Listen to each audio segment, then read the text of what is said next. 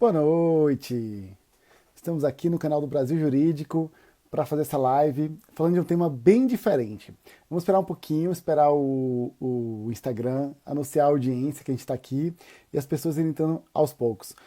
Boa noite, Dantas, tudo bom? Boa noite, Jussara, Marcela, aos poucos as pessoas chegando. Futura advogada, seja bem-vinda. Então, hoje nós temos um tema muito interessante. Eu quero falar um pouco sobre como nossas emoções elas influenciam nas decisões judiciais. Se você não me conhece ainda, eu sou o Rodrigo, tá? Eu sou Rodrigo Brito, sou juiz de direito aqui na Bahia, em Brumado, sou titular da Vara dos Juizados Especiais de Brumado e quero bater esse papo com você sobre como nosso inconsciente, como nossas emoções, elas influenciam e trazem elementos para a nossa decisão. E eu vou começar falando de um caso, tá? Um caso real, porque aí vai ficar mais fácil para entender. Boa noite, futura advogada. Boa noite, Bruno. Vocês vão entrando. Então, olha só, vamos pensar no caso seguinte. Vamos pensar numa ação que um casal, eles estavam casados e por algum motivo se separaram.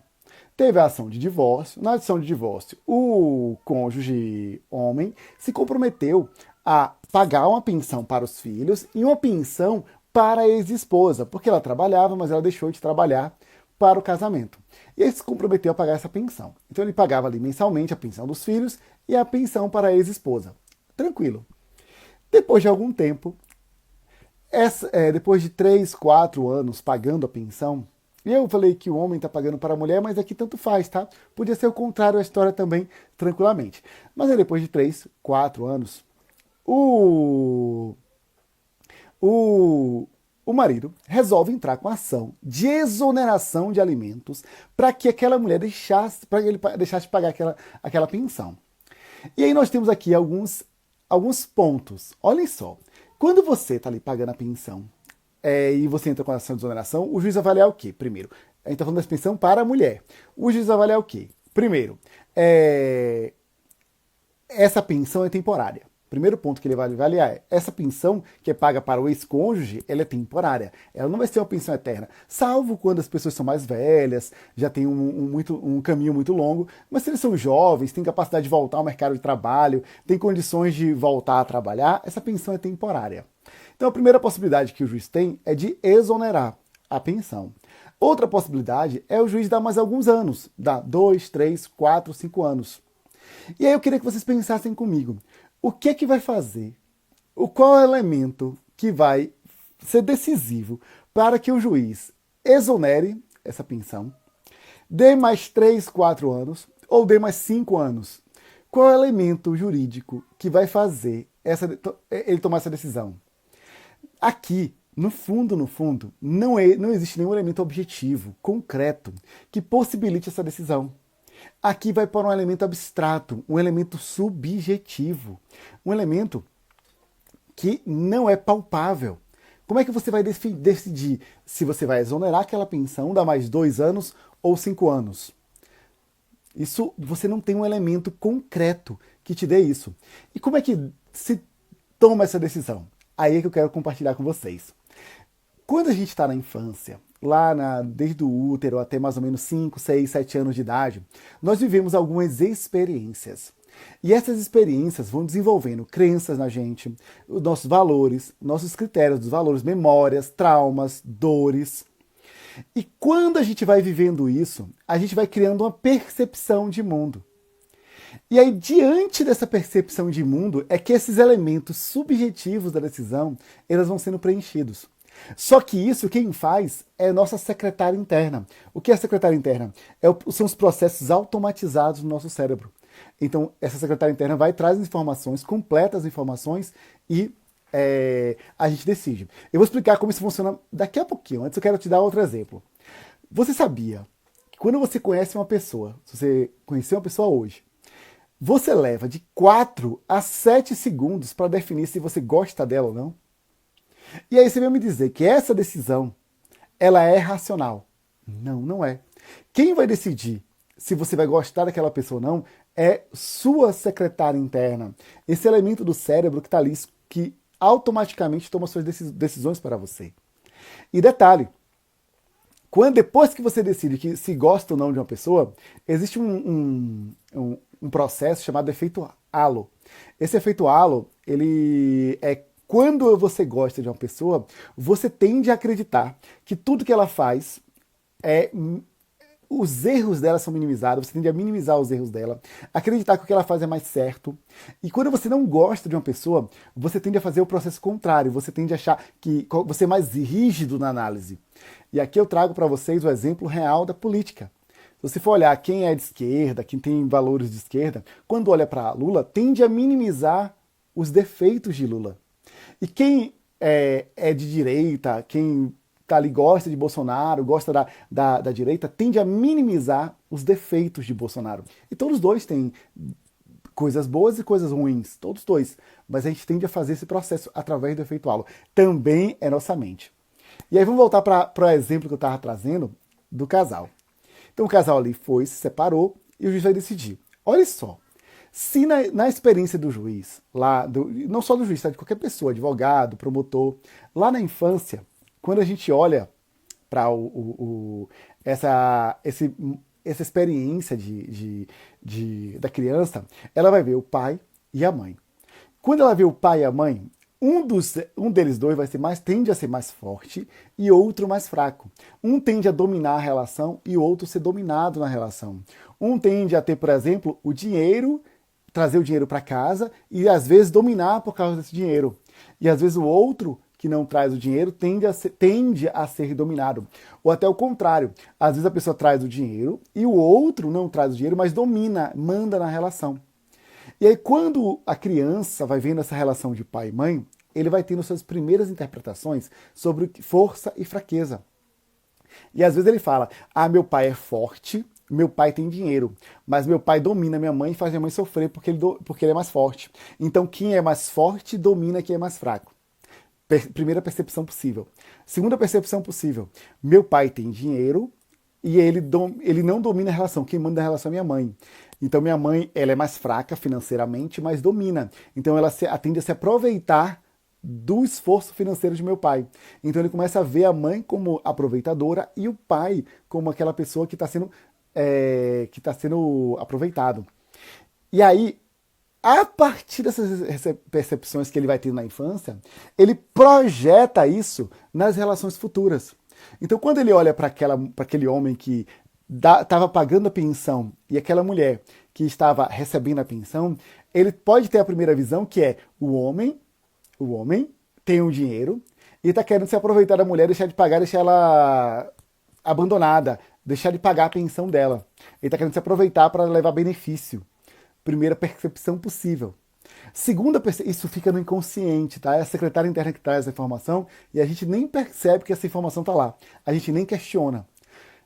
Outra percepção possível.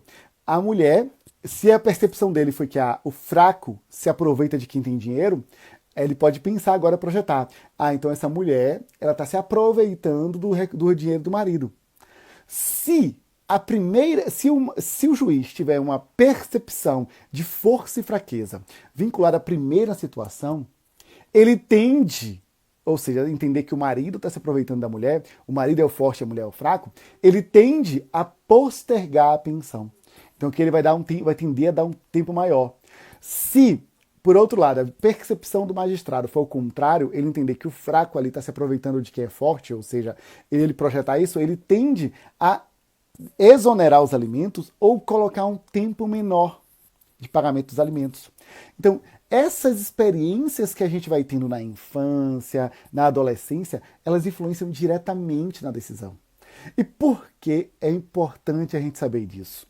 Qual é a diferença que isso vai fazer na minha vida, na sua vida como profissional? A diferença é o seguinte, é que quando eu começo a entender isso, eu posso, a partir dessas percepções, trazer as argumentações jurídicas legítimas, sendo verdadeiro, sendo autêntico, mas eu posso trazer. Deixa eu dar exemplo. Se a percepção do magistrado foi que o homem, o forte, ele se aproveita, ele está abusando, está dominando o fraco, então a tendência é melhor você pegar os pontos que tornam aquela mulher forte na defesa e ressaltar eles. Porque aí você vai ressaltar essa percepção do magistrado. Por outro lado, se ele tender, esse magistrado, tender na percepção de força e fraqueza, enxergar a mulher como a fraca que está se aproveitando de quem é forte, ou seja, quem é fraco se aproveita de quem é forte, se essa for a percepção, eu tenho que tornar essa mulher forte. Porque eu não posso dar a impressão para esse magistrado que ela é fraca. Então eu vou ressaltar os pontos fortes dela. Como é que isso mudaria na argumentação da defesa? No primeiro exemplo, como é que você faz a defesa? Você vai ressaltar que ela está passando dificuldade, você vai ressaltar a fraqueza. Ela está passando dificuldade, que ela está... E sendo autêntico, sendo verdadeiro, tá? Vamos imaginar que isso é verdade. Ela está passando dificuldade, ela não teve condições de entrar no mercado de trabalho, ela largou, ela fazia uma faculdade, deixou uma faculdade, por exemplo, para o casamento, ou então tinha uma profissão e lá abdicou da profissão para cuidar dos filhos. Você traz ela a fraqueza dela. Por outro lado, se a percepção do magistrado for o contrário, você vai fazer o processo inverso. Você vai trazer a força dela. E você vai falar, não, ela tá se dedicando, está estudando, se preparando para entrar no mercado de trabalho, mas ainda não teve tempo hábil. Você ressalta a força e você ressalta o interesse dela de romper com essa pensão, de continuar seguindo, de continuar forte, mas que neste momento ainda não é possível porque ela está no processo de desenvolvimento. Sendo autêntico, tá? Eu tô falando de você ser autêntico. Se isso for verdade, você não pode argumentar jamais isso. Mas nesse contexto, você começa a entender os elementos que você traz da história podem ativar ou tocar em memórias que vão interferir no processo, interferir na decisão. Eu vou dar um exemplo real. E aqui, sem entrar no mérito da decisão, nós tivemos agora no STF uma decisão, nós estamos, na verdade, tendo uma discussão no STF sobre o inquérito das fake news, o que aconteceu no inquérito. O ministro Alexandre de Moraes ele instaurou de ofício, a partir das normas internas do regime interno do próprio STF, ele instaurou de ofício o inquérito para apurar as fake news. Não houve, o inquérito não foi instaurado a partir do Procurador-Geral da República. E aí o que aconteceu? O procurador agora está pedindo a suspensão ou arquivamento do inquérito. Aqui eu queria trazer para vocês, aqui sem dizer quem está certo ou quem está errado, porque eu não quero entrar nesse tema, até porque é um tema polêmico e que traria muita discussão aqui. Não quero isso. Só quero que vocês observem o seguinte. Quando a gente pensa em criminalidade de, por exemplo, roubo, essa criminalidade comum, roubo, furto, tráfico de drogas, aqui, eventuais irregularidades no inquérito policial, eles levam ao entendimento de que não deve ser arquivado o procedimento, que aqui o procurador-geral, o promotor, ele pode propor a ação, mesmo que não haja irregularidades no procedimento, que vícios de competência, outros vícios. Por exemplo, quando há uma prisão em flagrante legal, o máximo que se faz é relaxar a prisão em flagrante. Mas não se anula o inquérito continua, e aí você vai, com os elementos que tiverem, o promotor vai entrar com a ação e o juiz vai apreciar a justa causa. No STF, nesse caso da fake news, existem por trás daquela decisão, e aqui é natural, isso faz parte do processo, tá? Não tem como, a gente pode até reduzir a influência, mas jamais abdicar dessa influência. Nunca é neutro, tá? Nunca é neutro. Sempre há algum ponto de ausência de neutralidade. Quando a gente traz para esse inquérito do STF, o que a gente percebe é esse mesmo entendimento que é aplicado no comum não está sendo aplicado nesse caso, porque se existe alguma irregularidade, algum vício no inquérito policial, se tivesse lá algum elemento desse, quando a gente pegasse e a gente explicasse o entendimento do inquérito normal, a gente não extinguiria ou arquivaria. salvo se não houvesse justa causa, que aí é outro elemento. A gente não se apreciou o mérito ainda. Porque você está tratando duas situações de formas diversas? Porque as percepções de valores, crenças, memórias, emoções vinculadas ao caso de uma criminalidade comum são diferentes das percepções, crenças, valores vinculados a uma criminalidade que a gente fala dessa criminalidade mais refinada, de colarinho branco. Então, quando a gente tem essas diferenças, a percepção tende a ser diferente. E olhe, isso é automático. O máximo que a gente pode fazer é ficar presente para isso, entender que isso está acontecendo no nosso cérebro e abrir mão dessas percepções. Mas para isso a gente tem que estar muito atento. Isso que vai acontecer, vai aparecer, vai surgir isso. Não tem como a gente deixar de ter isso. Professor Laércio, que legal, você falando que adorou o curso sobre audiências, que bom, obrigado, professor Laércio, que você gostou. Então, vocês conseguem perceber essa sutileza de que toda interpretação tem um elemento de escolha e que esse elemento de escolha ele é baseado em nossa história, nossas emoções, nossas percepções passadas? Isso é muito, muito... as pessoas não falam isso no direito. A influência de Kelsen, do positivismo jurídico, fez a gente acreditar que a gente pode fazer uma análise da norma como se fosse uma coisa fria e objetiva. Inclusive, o pós-positivismo, ele busca trazer métodos e princípios e postulados para que a gente aplique o direito da forma mais objetiva possível. E mesmo quando a gente vai para o pós-positivismo, aplica as técnicas, é ilusão acreditar que essa análise vai ser objetiva. Nunca é. Nunca é. Sempre tem um elemento de escolha. Sempre tem um elemento pessoal. Por que eu digo isso? Porque é o seguinte, quando o legislador ele pensa a norma de forma abstrata, genérica. E aí ele coloca lá vai ter lá a lei, o código, aquela norma abstrata. Existe, quando a gente pensa a norma abstrata, a gente pode até pensar objetivamente. Quando a gente vai para a academia, aí tudo bem, a gente consegue claramente fazer de forma objetiva a análise. No entanto, quando a gente sai da academia e vai para a prática, são muitas variáveis. Tem a variável dos fatos, que nunca são tão claros, não chegam para a gente tão claros. A parte autora tem uma versão, a parte reta tem outra versão. Segundo, as provas também não são tão claras. Terceiro, a própria norma traz subjetividades. E esses campos vazios, ou esses campos abertos da norma, dos fatos e das provas, eles são preenchidos através da nossa experiência. A gente queira ou não queira. A gente fique presente ou não fique presente. O que eu estou trazendo aqui, na verdade, é uma quebra de uma ilusão. Eu estou trazendo a ideia de que é uma ilusão achar que a gente vai conseguir, de forma objetiva, pensar o direito. E ainda mais é o seguinte, quanto mais a gente aplicar os princípios, quanto mais a gente for para a parte principiológica, mais nossas questões pessoais vão interferir. E quanto menos eu tiver questões principiológicas, menos questões pessoais vão existir. E tem um detalhe. A riqueza do direito está aqui.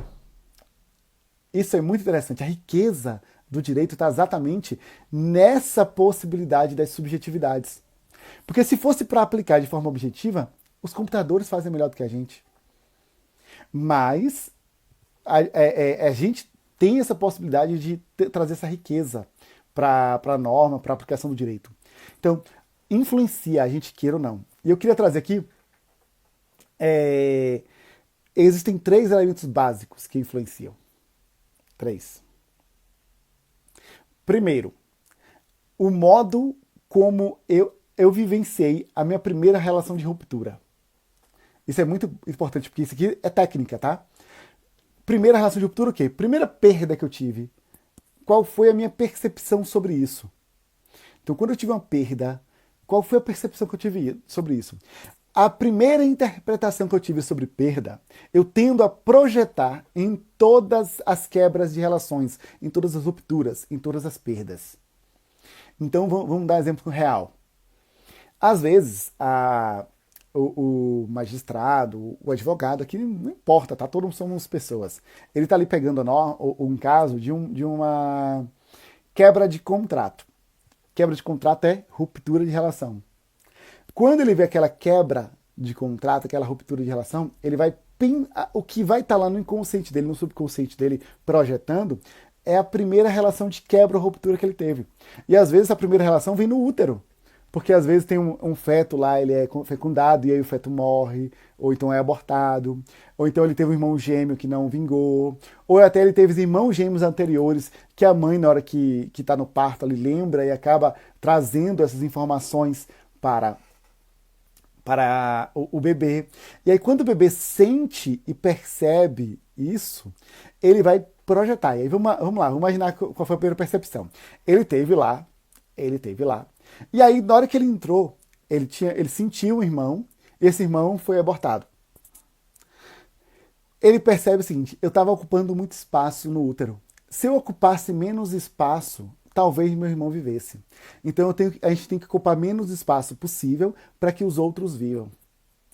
Para que os outros possam ir para o bom. Porque eu fui para o lugar bom, eu vivi, e ele não foi para o lugar bom, ele não viveu. Então eu vivi o bom porque eu ocupei muito espaço. Então, quando se ocupa espaço muito e tira o espaço do outro, eu causo dor.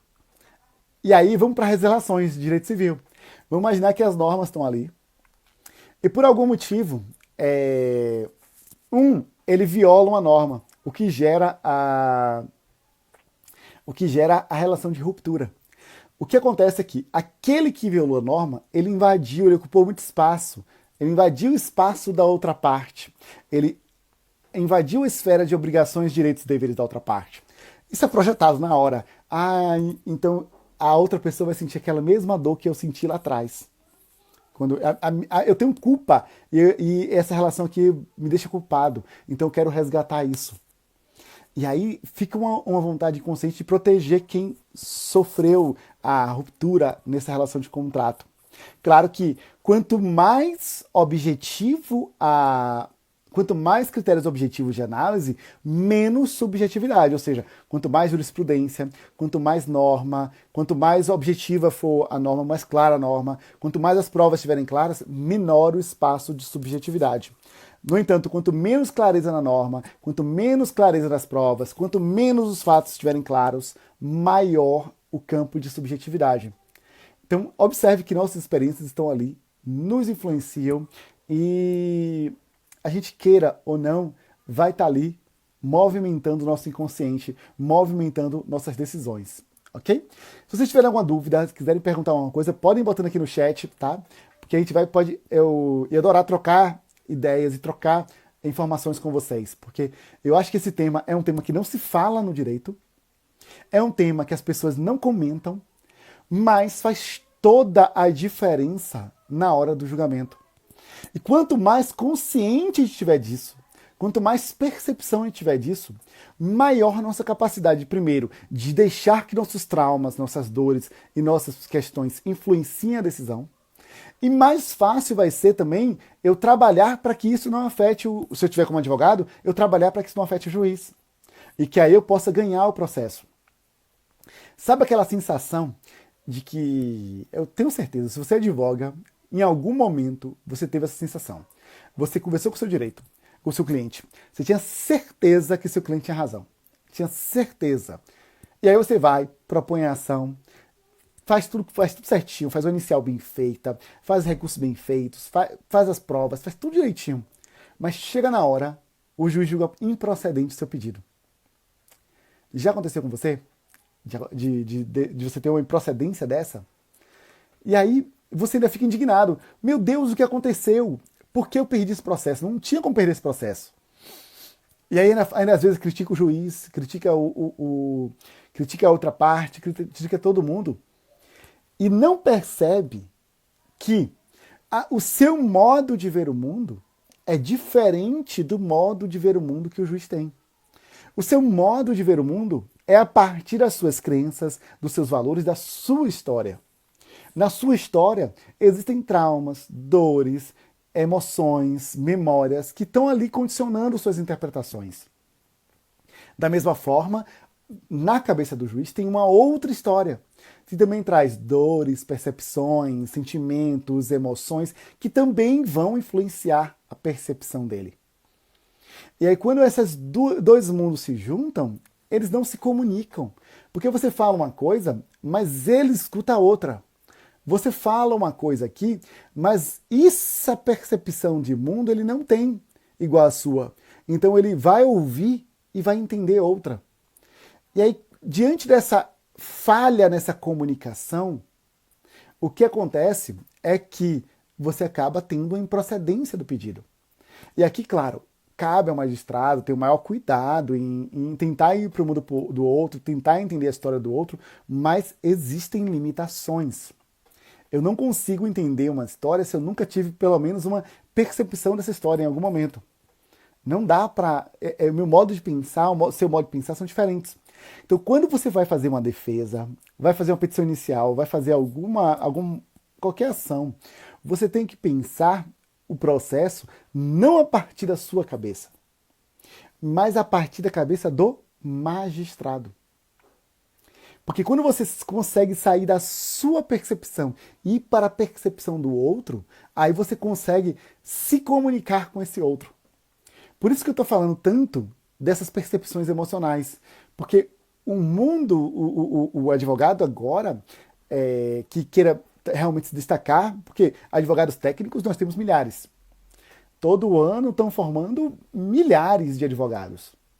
São milhares, cidades pequenas, como aqui no interior da Bahia, formam milhares.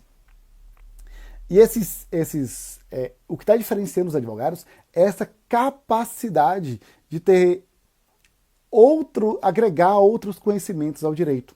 E aqui você agregar um conhecimento do modo como o juiz pensa, ou o modo de ir para o mundo dele, entender qual é o mundo dele, você começa a perceber. Fonseca está perguntando qual é o tema. Qual é o tema? Eu estou falando sobre o modo como as emoções elas influenciam as decisões judiciais. Na verdade, a frase é assim, entenda como você não entender as emoções pode fazer você perder a ação. Porque eu estou trazendo exatamente essa ideia de como nossas percepções subjetivas elas são capazes de influenciar nosso julgamento. Então, e aí, você entender isso é uma das chaves. E aí eu quero explicar um detalhe muito interessante, porque eu estou aqui passando vários temas sobre conhecimento. Quando a gente vai decidir, parte do processo decisório, ele vem de forma automática. Como assim? Eu dei esse exemplo nisso e vou repetir. Quando você conhece uma pessoa, você gosta dela ou desgosta dela, você decide se vai gostar dela ou não, em 4 a 7 segundos. 4 a 7 segundos. É muito rápido. E quem faz isso é você? Não. É uma parte do nosso cérebro que eu chamo de secretária interna. Nossa secretária interna, é a parte do cérebro que cuida dos processos automatizados. Tudo que é automático, ele vem... entenda como desconsiderar o elemento humano dentro do processo pode fazer você perder a causa. Vou fixar, viu, Priscila? Para ficar aqui. Então, quando você sabe que existe esse processo automático da secretária interna, você pode começar a trazer elementos que podem ajudar você a se comunicar melhor com o magistrado. Deixa eu dar um exemplo. Existe uma coisa chamada gatilho de decisão. Gatilho de decisão são todos os elementos que você traz no processo que fazem sua tese afetar a secretária interna do magistrado. E isso aqui é importante, por quê? Porque quando você traz esse elemento da secretária interna a seu favor, você ganha uma melhor comunicação com o magistrado. Sua tese ela é melhor considerada.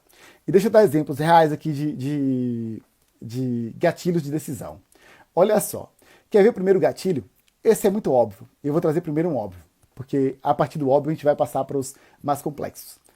Primeiro gatilho. Prova. Prova é um gatilho de decisão que quando um fato, você traz provas de um fato, aquilo vai ser considerado com mais força pelo magistrado.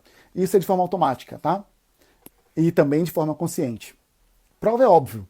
Todo mundo conhece prova, né? Porque o processo civil ele é baseado em uma pausa, mas voltou agora. Então, prova é tranquilo. Mas deixa eu falar um totalmente fora da caixa. Especificidade. Voltou agora. Especificidade é gatilho de decisão.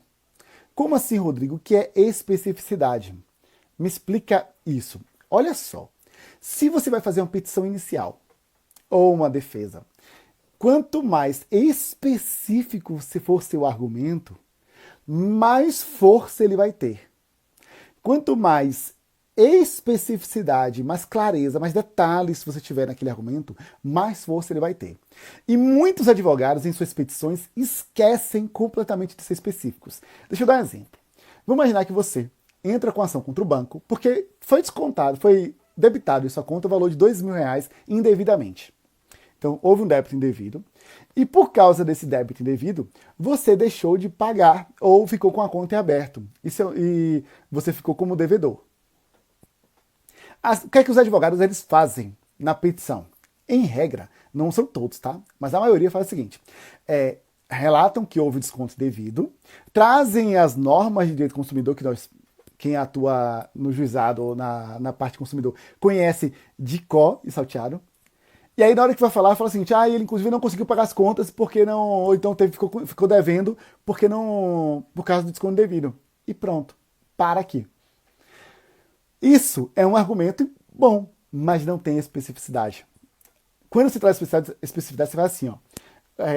O banco descontou R$ 2.000 de débito na conta dele indevidamente, fez um débito devido de R$ 2.000, e ele deixou de pagar uma conta para o credor tal, para fulano de tal, no valor de R$ 1.932,43. Isso traz uma percepção de veracidade tão grande, e aqui é claro que é importante você ser autêntico, isso traz uma percepção de veracidade tão grande que faz com que aquela tese seja melhor valorada. Isso é um gatilho de decisão que afeta a secretária interna. Tem alguns gatilhos também que trabalham emoções. Deixa eu compartilhar. Quer ver um gatilho que é pouco trabalhado também? História.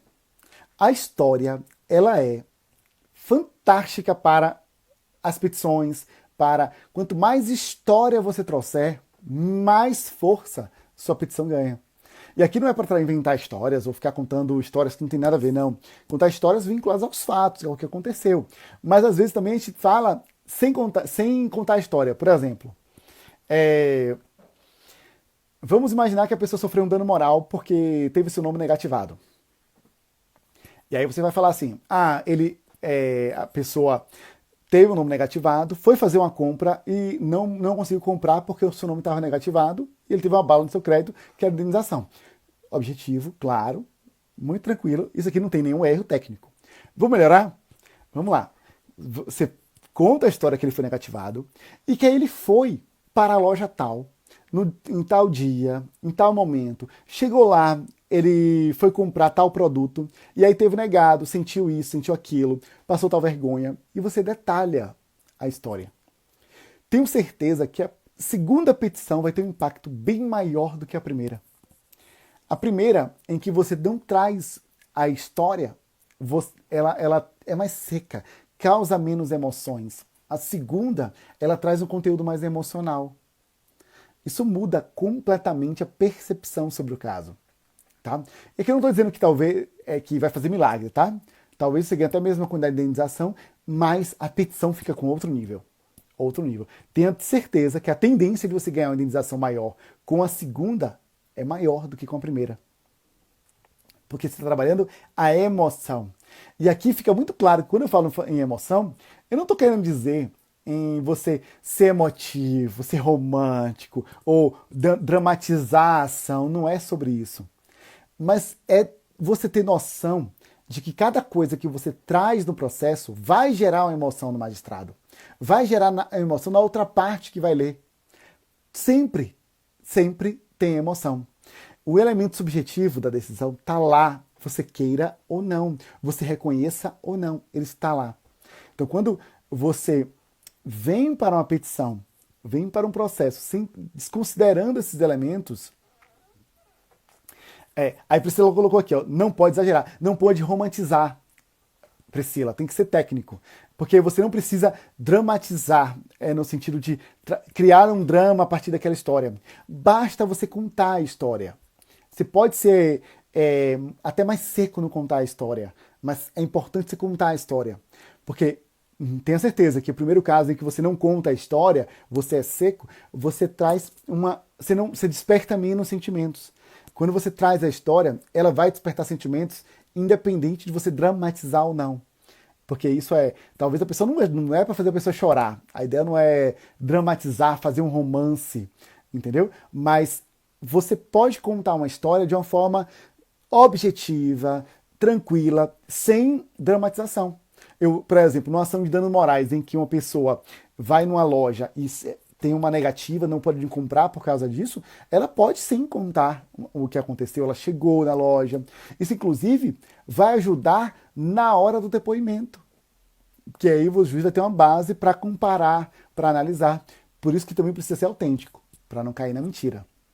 Deixa eu trazer outro exemplo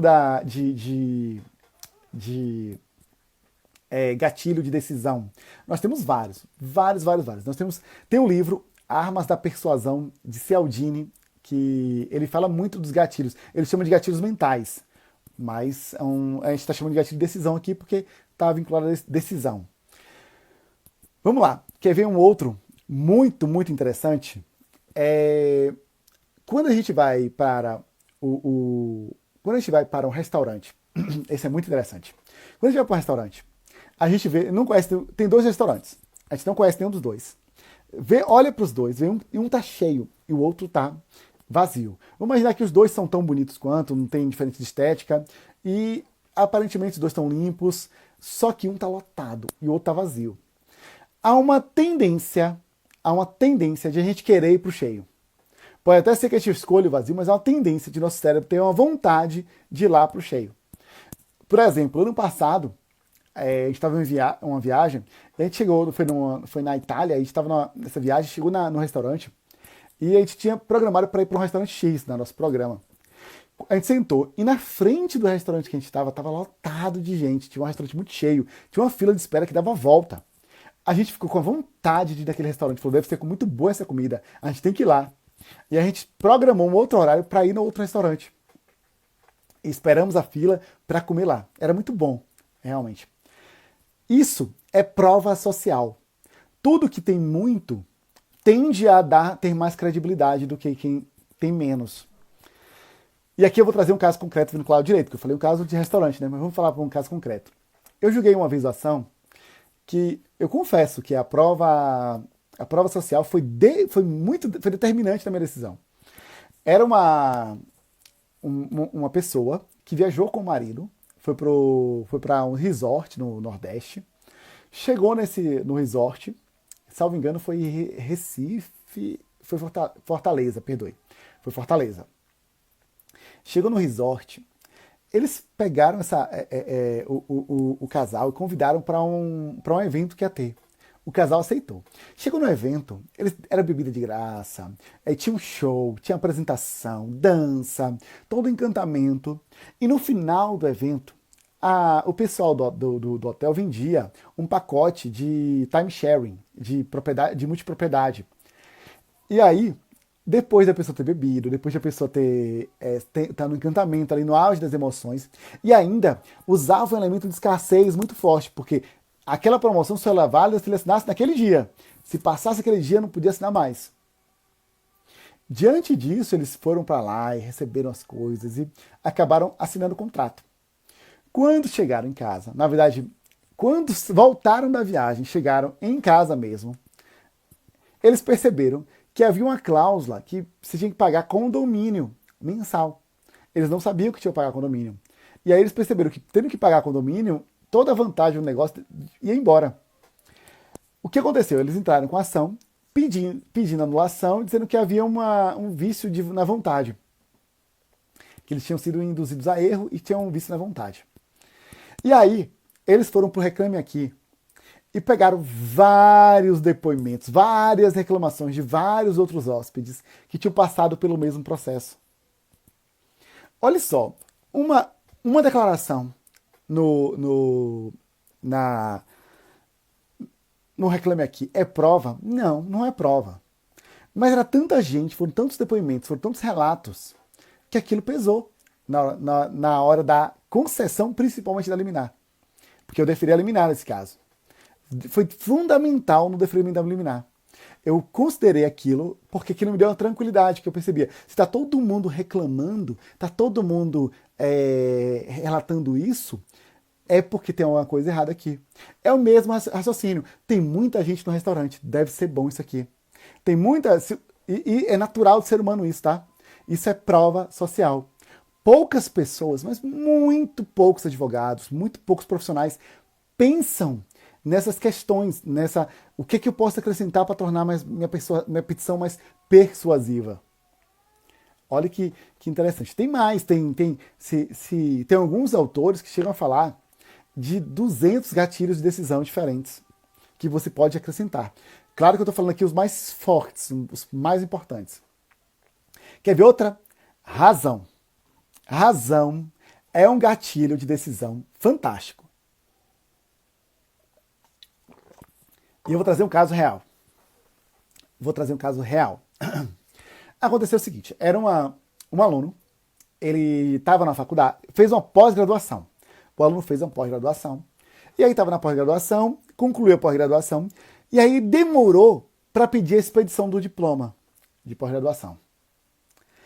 Quando ele pediu, a universidade já tinha cancelado aquele curso e tinha transformado aquele curso em outro. Então não existia mais aquele curso.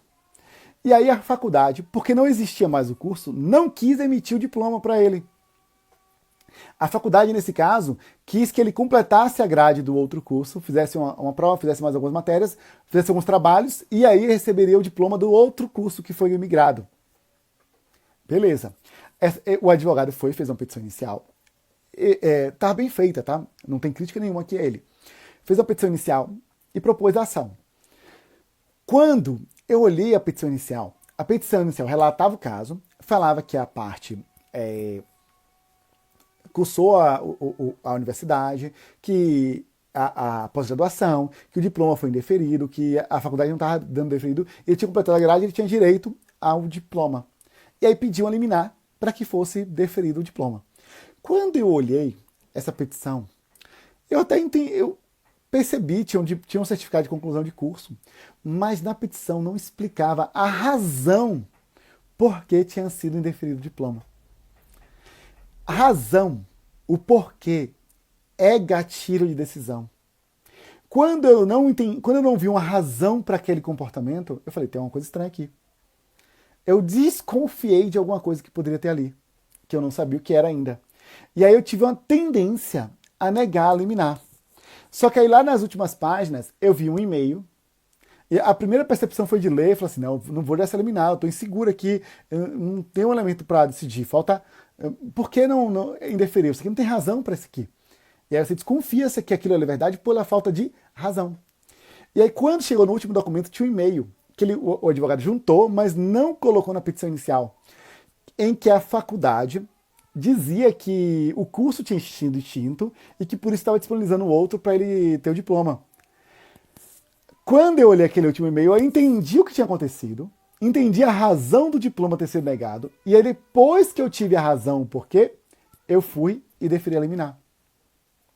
Então razão e porquê, eles são fundamentais. Eu vou trazer prova científica disso aqui, tá? Foi feito um estudo em Harvard, foi feito o seguinte, eles pegaram vários dias a fila da Xerox na universidade. Tá, aquela fila de pessoas para tirar Xerox, vinha uma pessoa, e aí no primeiro dia a pessoa simplesmente pedia para passar na frente da fila da Xerox, porque eles tinham uma aula, ele estava atrasado para a aula. Então ele chegava na frente da fila e perguntava, você poderia me deixar eu tirar a Xerox na sua frente? Porque eu tenho uma aula agora e eu vou me atrasar para a aula. por favor, aí a pessoa liberava. Nesse caso, 93% das pessoas liberaram. Beleza. Vamos para o segundo processo. Ele chegava na fila, pedia para furar a fila, pedia para passar na frente, mas não justificava. Posso passar na sua frente? Sem justificar, um pouco mais de 50% das pessoas deixaram. Ou seja, no primeiro caso, ele tinha uma razão, 93% das pessoas deixaram. Ou seja, 93% das pessoas deferiram o pedido dele. Quando ele não tinha uma razão, isso baixou para quase 50%, foi um pouquinho acima de 50%. E o mais interessante foi a terceira análise. Na terceira análise, eles fizeram o seguinte: a pessoa chegava, pedia para passar na frente e dava uma justificativa totalmente fora de contexto. Você deixa eu passar porque está muito frio hoje? Nada a ver uma coisa com a outra. Nessa segunda, que ele dava uma razão que não tinha muito a ver, 91% das pessoas deixaram. Olhe que fantástico isso. Só porque ele dá uma razão, mesmo que essa razão não tenha tanto sentido, isso traz quase o dobro de deferimento. Isso é muito, muito forte. E aí muitas pessoas deixam de dar razão para o que acontece nas petições. Claro que quando a gente fala da razão, não é só fundamentar juridicamente. É mais do que isso. É dar razão lógica para tudo que foi acontecendo. A petição tem que ter o porquê de cada coisa. E quanto mais porquê, melhor. Por exemplo, se houve uma negativação indevida, traz uma razão para essa negativação indevida. Foi uma fraude? Se você acredita que é uma fraude, você fala que acredita que é uma fraude. Você não vai mentir dizendo que tem certeza que é uma fraude se você não sabe. Mas se você pode falar, eu acredito que foi uma fraude por causa disso, disso, disso, disso. Você trouxe essa razão, você está dando elementos para o magistrado. Olha que poderoso isso. É muito, muito poderoso, muito forte. Então você buscar razões para os comportamentos, mesmo que seja para o comportamento da outra parte. Buscar razões. Entendeu? Então, sintetizando o que eu falei desde o início da live até agora. Quando a gente pensa em decisão, sempre há um elemento que é aberto. Sempre há um elemento que tem uma escolha do juiz ou da pessoa que for decidir. Sempre há um elemento que é aberto. Na vida concreta, na vida prática, a norma, as provas e as alegações dos fáticas da petição inicial não são suficientes para cobrir todos os buracos. Sempre existe buracos. Sempre existe algo que deixa a gente em dúvida. E sempre nessas dúvidas, o que completa esses elementos são nossas percepções subjetivas. Nossa história, nossa memória, nossos sentimentos, nossas dores, nossos traumas, o que a gente viveu, nossas crenças, nossos valores. E existe uma secretária interna que pega essas informações e traz para o cérebro. E essa secretária interna, ela trabalha de forma automatizada. Ela, por exemplo, que faz a gente dirigir quando a gente está, às vezes, falando no celular. A pessoa está no celular e dirigindo. Como? A secretária interna está dirigindo, não é ele que está dirigindo. Até por isso que acontece muito acidente, porque a secretária interna é limitada. E então, sempre vai existir isso. E isso que dá riqueza para o direito. Porque se fosse para máquinas fazerem, era bem mais fácil. Você botava a máquina e ela ficava decidindo ali de forma objetiva. Mas não dá. A riqueza está nessa subjetividade. Segundo ponto, existem gatilhos de decisão, existem elementos que, se você incluir nas suas petições, nas suas teses, nas suas argumentações, vão trazer mais força para ela, porque elas vão atuar diretamente na secretária interna, nesses elementos subjetivos de decisão, que não estão tão claros. E aí eu trouxe exemplo da razão, eu trouxe exemplo da especificidade, da história e da... Foram esses, não? Razão, história, especificidade e prova. Prova social. Trouxe prova social também. E quando você pensa em todos esses elementos, você tem essa possibilidade de trazer uma petição mais fechada, mais forte, mais poderosa. Isso é tão sério isso, é tão importante, que poucas pessoas sabem disso que eu vou falar agora. Mas grandes escritórios de advocacia, mas quando eu falo grandes, não é advogados, não é só advocacia de massa, não. Os grandes advogados que pegam grandes causas milionárias, causas muito grandes, Esses advogados, eles têm, em regra, um estudo de cada desembargador, de cada ministro. Quando o processo é distribuído para uma turma, ele já sabe, ó, o relator é tal pessoa, esse relator é assim, ele tem isso, ele tende a decidir assim. Ele já tem um histórico dos valores, das percepções, de tudo que aquele desembargador traz com ele. Porque eles sabem disso que eu estou falando agora. Eles têm percepção disso. E eles trabalham toda a estratégia processual baseada nisso. Isso não é ser. Isso com muita integridade, tá? Claro que em alguns casos há algo de antiético. Tanto que muitos casos desses apareceram na mídia já, estão surgindo na mídia, de compra de sentença e outras coisas. Mas muitos advogados sérios, comprometidos, éticos, estão atuando e fazem essas análises, porque eles sabem que faz diferença. Ele faz diferença no modo como você vai fazer sua sustentação oral, no modo como você vai argumentar, no modo como você vai trazer a história para as pessoas. Ok? Então, isso é muito importante. Por isso que eu termino a live validando essa frase.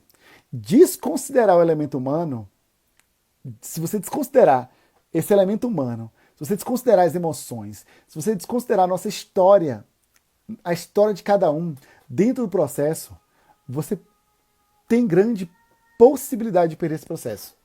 Se você considerar o elemento humano, se você entender esse elemento humano, se você compreender e aprender a utilizar isso de forma ética, de forma autêntica, de forma íntegra, se você aprender a utilizar isso, suas petições, seus argumentos vão ser muito mais convincentes, as suas estratégias processuais vão ser muito mais poderosas, sem precisar ser antiético ou quebrar qualquer coisa aqui. Ok? Você quer que eu deixe no GTV, Priscila? Ou eu salvo no meu celular e depois eu passo para o Brasil Jurídico? Comenta aqui para mim para saber, tá? E quem quiser, eu vou fazer um convite também, tá? Quem quiser entender um pouco mais, lá no meu perfil, eu tô trazendo muito conteúdo também sobre isso, lá no Justiça Fora da Caixa, tá? Inclusive a gente tá com... ótimo, Priscila, vou deixar no GTV, tá? Inclusive a gente está com uma ferramenta chamada Canva Jurídico, que é para você montar a estratégia processual exatamente passando por cada um desses passos, pensando nos elementos humanos e em todos esses pontos que são muito importantes, tá? E uma coisa é certa, o direito, ele é feito de pessoas para pessoas. Então, existe o elemento humano está ali. A gente não vai romantizar nunca, mas existem pessoas fazendo direito para as pessoas. E como são pessoas, quando você olha para o elemento humano e não fica só apegado à norma, você ganha um novo nível de advocacia, de magistratura, de judicância,